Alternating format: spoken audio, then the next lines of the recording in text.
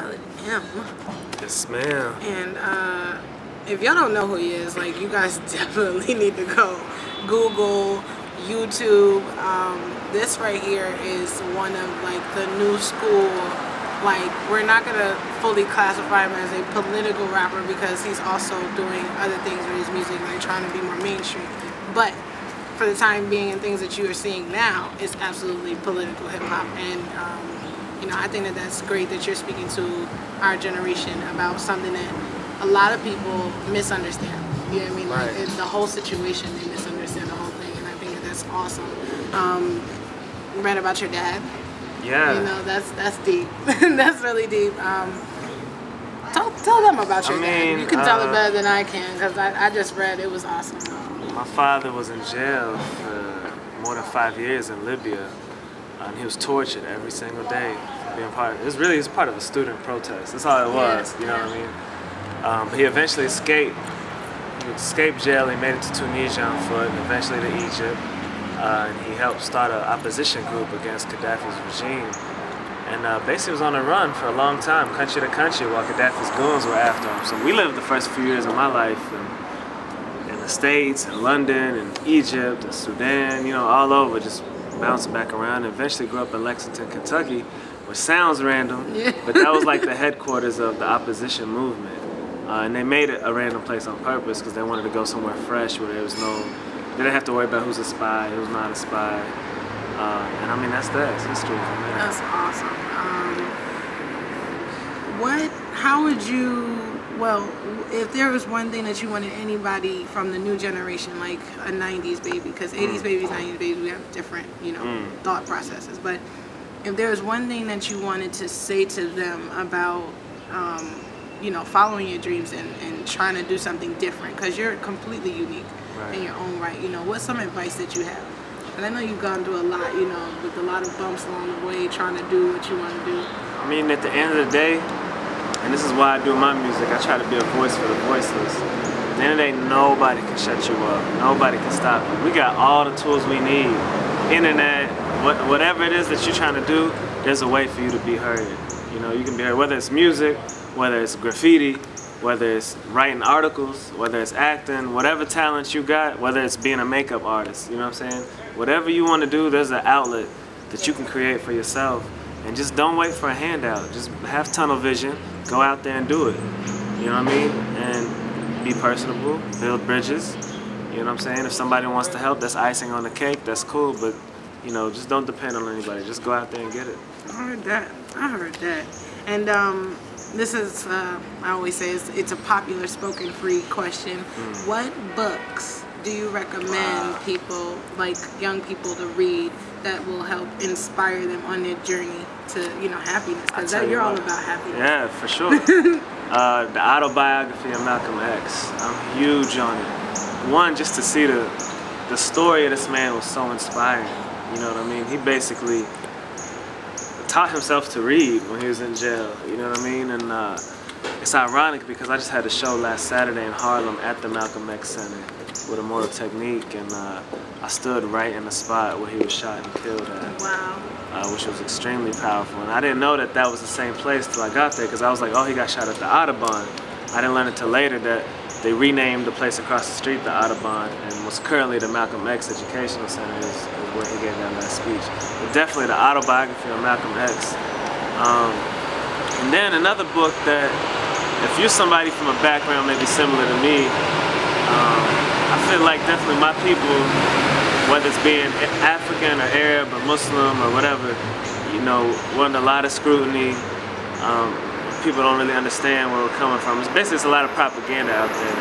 And another autobiography. I'm sorry, I'm into the biographies, but you know, they're dope. I mean, they're more entertaining than any fictional story. You couldn't write a story like Malcolm X, but also the autobiography of Assata Shakur. This lady was part of the Black Panther movement, wrongly convicted. She escaped jail as well. But it really teaches you how to pick yourself up and not be down when it seems like the world is against you, and you're actually on the side of truth.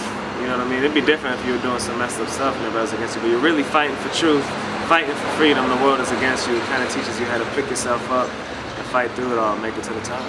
Nice. Nice. And there's an artist who would agree with you on biographies, or autobiographies, and that Jacob, you just interviewed him, and he also likes to, he specifies that he likes those things because they're real life stories. I think that's for sure.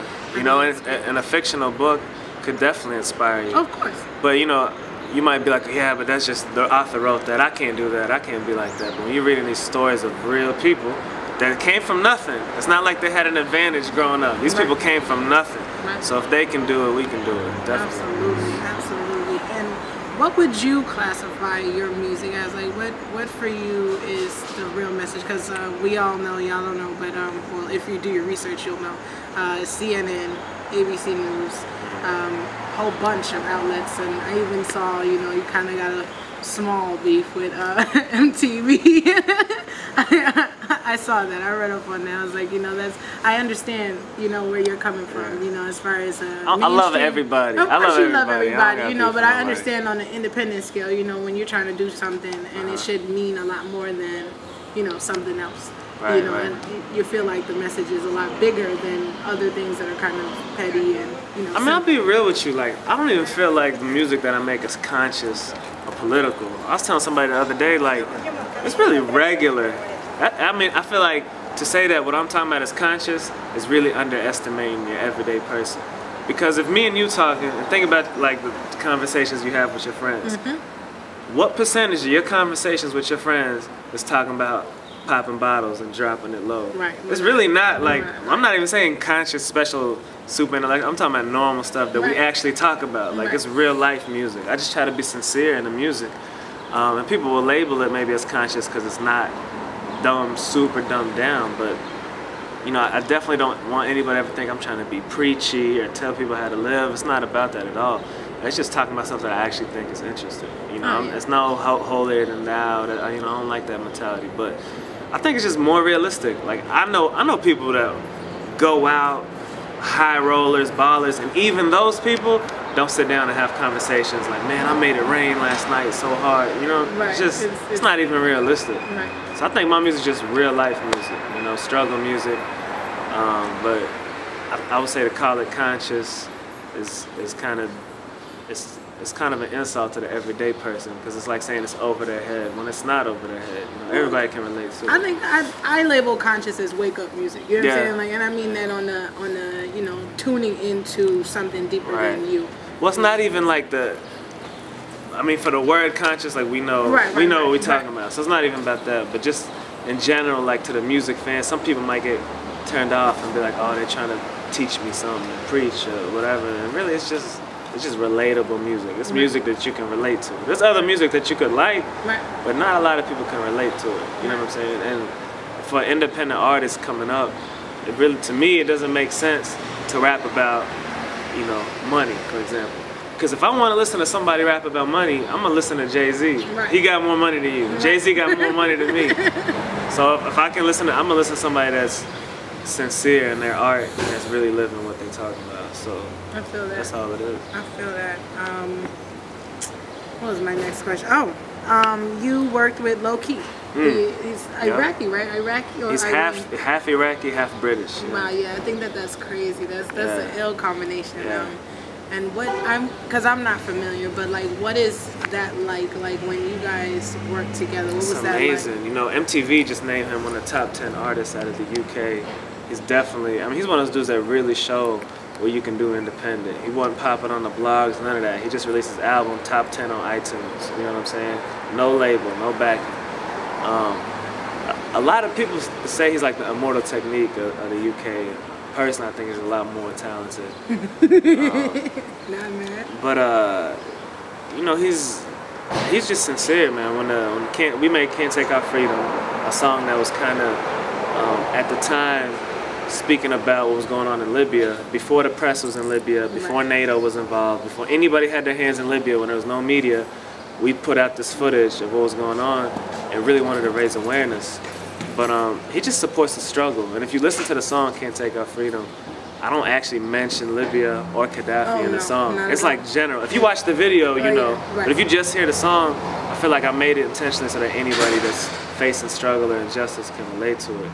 And I just put Low Key on because I know he wouldn't jump on as an opportunist, like this song's gonna be big. I know he really in his heart, you know, wants freedom for all people, and it just worked out. You know, we wrote it in Detroit. We were doing shows together, and then we recorded it a few days later in Miami, and mixed it in Chicago. That's awesome. It's dope. It's a dope track, and you totally did keep it general, and I like stuff like that. Because if I never saw you, if I never had YouTube, if all I had to go off of was the music, then that's important. Keeping it general. For sure, of course.